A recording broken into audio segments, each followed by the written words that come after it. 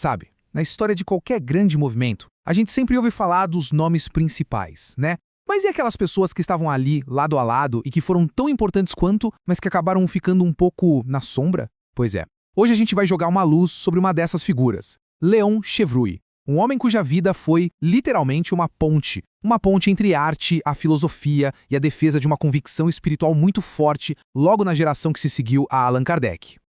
E para a gente já entrar no clima, para entender a seriedade da missão dele, nada melhor do que começar com as palavras do próprio Chevreul. Essa frase aqui, ela já dá o tom de uma vida inteira, sabe? Uma vida dedicada a uma causa que ele sabia que não ia ser fácil, mas que era essencial. Então, vamos mergulhar nessa história para entender a fundo essa dedicação toda. A história do Chevreul é fascinante porque ele vivia, digamos, numa espécie de dualidade, mas uma dualidade super harmoniosa. Ele não era só um artista e também não era só um filósofo. Não, ele era a fusão perfeita dessas duas coisas. Olha só, ele nasceu em Paris em 1852, Léon Marie Martial Chevreul, e viveu, pensa bem, 87 anos. Durante todo esse tempo, ele ficou navegando entre dois mundos, o mundo visível da arte, das telas, das cores, e o mundo, digamos, invisível da espiritualidade. E o grande objetivo dele era mostrar que esses dois mundos, no fundo, eram um só. Então, quem foi esse cara, afinal? Bem, a gente está falando de um pintor super talentoso, de um escritor que influenciou muita gente, um filósofo que sabia argumentar e, ainda por cima, um líder que chegou a ser presidente da União Espírita Francesa, ou seja, uma figura cheia de facetas, sabe? E absolutamente central para fortalecer o movimento espírita lá na França. Ok, vamos começar pela primeira paixão dele, que era a pintura. Porque para o Chevreul uma tela em branco não era só um espaço para colocar cor e forma. Não, era muito mais. Era como se fosse um portal, um lugar onde ele podia expressar tudo aquilo em que ele acreditava lá no fundo da alma. E olha, ele não era nenhum amador, viu? O Chevreul tinha a formação clássica, e não era em qualquer lugar. Era na Escola de Belas Artes de Paris, uma das mais prestigiadas. O ateliê dele ficava na famosa Rue Buissonade, que era tipo o epicentro da criatividade na época. Um verdadeiro berçário de artistas, sabe? Pintores, escultores, escritores, todo mundo passava por ali.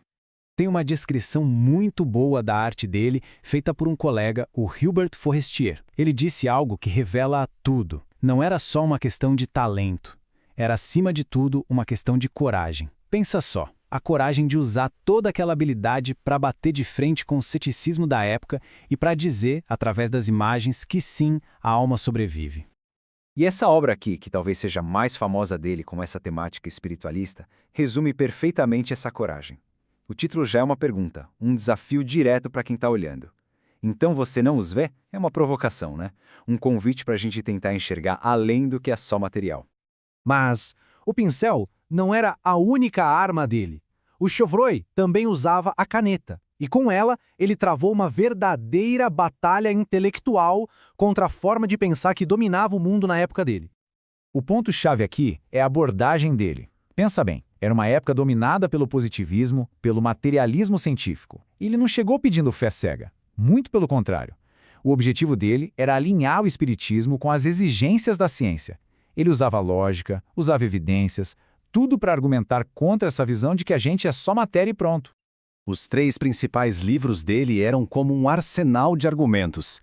Em On ne meurt pas, ele juntou um monte de evidências de fenômenos psíquicos da época para construir um caso lógico para a sobrevivência da alma. Depois, em O Espiritismo na Igreja, ele foi lá e fez um paralelo histórico entre a mediunidade e os milagres dos santos, sabe? Procurando um ponto em comum. E por fim, o Espiritismo Incompreendido foi a defesa mais direta dele, respondendo de frente aos ataques e às distorções dos pensadores materialistas.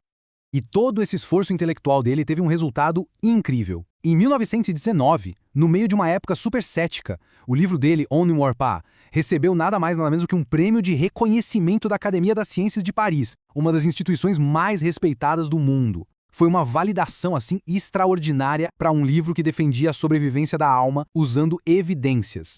Bom, com tanto talento, com tanta dedicação, era mais do que natural que o Chevreul se tornasse uma figura central, né? Um verdadeiro pilar para a comunidade espírita lá na França. A jornada dele é cheia de momentos importantes. Ele nasceu em Paris, como a gente viu, Publicou sua principal obra em 1916. 3 anos depois, em 19, veio o reconhecimento da academia. Depois assumiu a liderança da União Espírita Francesa e foi consolidando um legado que durou até a sua morte, em 1939. Ele estava bem ali, no coração do movimento, na famosa Maison des Spirites, a Casa dos Espíritas, que era a sede de tudo o que acontecia de importante para o espiritismo em Paris naquela geração. Ou seja, ele não era um cara isolado, ele era um construtor de comunidade de verdade. E para ter uma ideia do nível, basta olhar o círculo de influência dele. Nomes como Léon Denis, Gabriel Delany, esses não eram só colegas, eram amigos íntimos, gigantes do pensamento espírita. Ele compartilhava ideias e projetos com essa turma toda, pensando no futuro do movimento.